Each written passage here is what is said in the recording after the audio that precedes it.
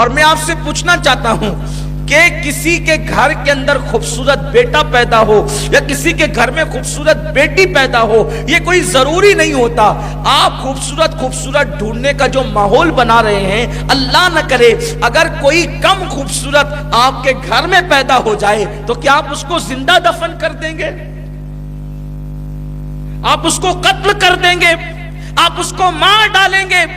یاد رکھنا، بہت سارے حسین بے وفا ہوتے ہیں اور بہت سارے کم حسین اتنے با وفا ہوتے ہیں کہ ان کی وفا کی کوئی مثال نہیں ہوتی۔ لوگ صرف سفید چمڑی پہ پھسلے جا رہے ہیں۔ میں یہ نہیں کہتا کہ آپ چاند جیسے ہیں تو آپ کوئی کوئلے جیسا پسند کر لیں، یہ بھی نہیں کہتا، لیکن کم سے کم کوئی معیار تو ہو۔ سب لوگ اگر سفید چمڑی ہی پر جائیں گے تو پھر ہونا کیا ہے، کیفیت کیا ہے؟ اور یاد رکھو، سفید چمڑی نہ دیکھا کرو بلکہ اللہ اس کے رسول کی وفاداری دیکھا کرو۔ حسن تو ڈھلنے کی چیز ہے، حسن تو ڈھلنے والی چیز ہے۔ میں بالخصوص میری قوم کی بیٹیوں سے کہوں گا، آج کل قوم کی بیٹیوں کا بھی معیار یہ بنا ہوا ہے کہ معاذ اللہ ثم معاذ اللہ، اگر کسی کے چہرے پہ داڑھی ہو اور سر پہ ٹوپی ہو تو لڑکیاں بڑی بے باکی سے کہتی ہے او ملا کے ساتھ کیا کریے رے۔ یہ حال ہے، ہنسنے کی بات نہیں ہے، یہ افسوس کی بات ہے، یہ ہنسنے کی بات نہیں، بہت افسوس کی بات ہے کہ لڑکیاں داڑھی کا مذاق اڑائے، لڑکیاں ٹوپی کا مذاق اڑائے۔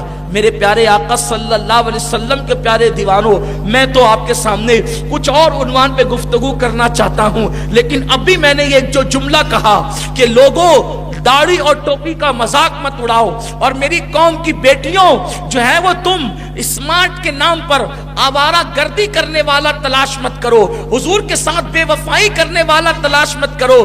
ایسے میں مجھے ایک حدیث پاک یاد آ رہی ہے، جس حدیث پاک سے مجھے بے پناہ محبت ہے، وہ پیاری پیاری حدیث مجھے یاد آ رہی ہے۔ جب میں اس حدیث کو پڑھتا ہوں کتابوں کے اندر تو عجیب سی کیفیت ہو جاتی ہے۔ اللہ اکبر، میرے آقا صلی اللہ علیہ وسلم کے دیوانوں اچھی طرح یاد رکھنا، کبھی کبھی کم خوبصورت لوگ اس منزل پر پہنچتے ہیں اور اس منزل پر پہنچاتے ہیں جہاں خوبصورت لوگوں کی رسائی نہیں ہوتی۔ اور یاد رکھنا، سفید چمڑی کو خوبصورتی کہنا یہ تو میرے بس کے باہر ہے۔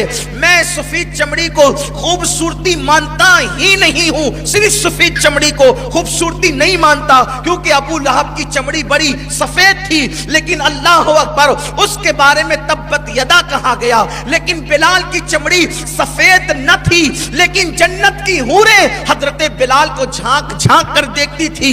بلال با وفا کا تذکرہ آتا ہے تو ایمان مچلنے لگتا ہے، دل کی کیفیت تازہ ہو جاتی ہے، دل کو نئی زندگی مل جاتی ہے، دل کو جلا مل جاتی ہے۔ تو یاد رکھنا میرے آقا صلی اللہ علیہ وسلم کے دیوانوں، اور یوں بھی میں اپنے نوجوانوں سے کہنا چاہتا ہوں، اتنے سارے آپ کی ریکوائرمنٹ ہوتی ہے، یہ بھی چاہیے، یہ بھی چاہیے، یہ بھی چاہیے، یہ بھی چاہیے، یہ بھی چاہیے۔ یار ہر انسان کے اندر ہر خوبی تو جمع نہیں ہو سکتی، ہر خوبی کا مرقع نہیں ہو سکتا انسان۔ آپ کو اپنے کچھ نہ کچھ مطالبات کے ساتھ کمپرمائز کرنا پڑے گا، تو آپ ہر مطالبے کے ساتھ کمپرمائز کر لو، لیکن دینداری کے معاملے میں کمپرمائز مت کرنا۔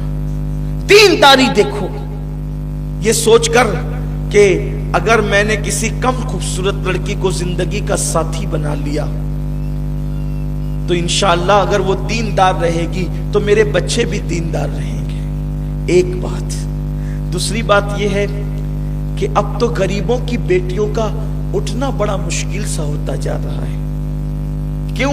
اس لیے کہ ہر شخص چاہتا ہے کہ جہاں سے لڑکی لائے یا جہاں لڑکی دیں وہ مالدار ہونا چاہیے، چاہے سکٹے سے مالدار ہو، چاہے مٹکے کے کاروبار سے مالدار ہو، چاہے شراب کے کاروبار سے مالدار ہو، چاہے رشوتیں کھا کے مالدار ہو، چاہے لوگوں کا ہڑپ کر کے ڈبا کے مالدار ہونا چاہیے، بس کیسے بھی آئے مالدار ہونا چاہیے، چاہے بیٹی جہنم میں چلی جائے مالدار ہونا چاہیے۔ وہ جو روایت مجھے یاد آتی ہے، میں اپنی قوم کی بیٹیوں کو پیغام دینے کے لیے اور آپ کے لیے بھی عرض کرتا ہوں۔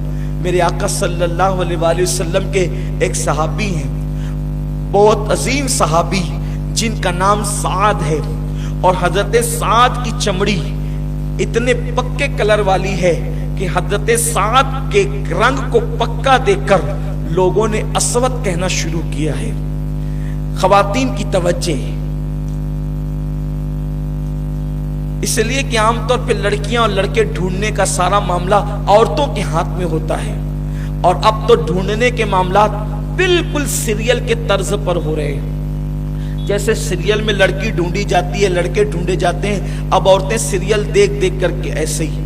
اور کچھ عورتوں کو تو میں نے یہ کہتے ہوئے سنا ہے کہ سید صاحب یہ پاکستانی سیریل کے اندر بہت نصیحت ملتی ہے ہمیں، تو ہمیں اس کو دیکھنا جائز ہے کہ نہیں جائز ہے؟ میں نے کہا انڈیا کا سیریل ہو یا پاکستان کا ہو، کوئی مولانا نہیں بناتا اس کو، یہ ظالم لیڈر لوگ بناتے اور بنواتے ہیں، اور اس کے اندر دین کا مذاق ہی اڑایا جاتا ہے۔ ارے سیریل کی اداکارہ اتنی ہی شریف ہوتی جو آپ کو نصیحت کرنے آ رہی ہے تو وہ بے پردہ جو ہے وہ اسکرین پر آتی کیوں؟ کسی شریف عورت کو آپ نے محلے میں نکلتے نہیں دیکھا ہوگا، اسکرین پر کوئی شریف عورت کیسے آ سکتی ہے؟ شریف عورتیں اسکرین پر کیسے آ سکتی ہے؟ اللہ اکبر۔ اور پھر صرف اسکرین پر نہیں آنا بلکہ اسکرین پر آ کر لڑکوں سے ہاتھ ملانا، ان کے ساتھ ناجائز تعلقات قائم کرنا، پھر ان کے ساتھ گلے ملنا اور خدا جانے کیا کیا کرنا۔ بولو کیا یہ شرافت ہے؟ میں قوم کی بیٹیوں کو یہ پیغام دینا چاہتا ہوں، سیریل ہندوستان کا ہو یا پاکستان کا ہو، ہم اس کو دیکھنے کی اجازت نہیں دیتے، اس لیے کہ سیریل دیکھ کر زندگی وہ گزارے جس کے پاس مصطفیٰ جان رحمت کی زندگی اور تعلیمات موجود نہ ہو۔ ہمارے نبی نے ہمیں بے سہارا اور یتیم نہیں کیا ہے، حضور نے ہمیں بیت الخلا میں جانے سے لے کر بستر پہ جانے تک کا پورا قانون عطا فرما دیا ہے۔ کوئی سیریل والا ہمیں کیا سکھا سکتا ہے؟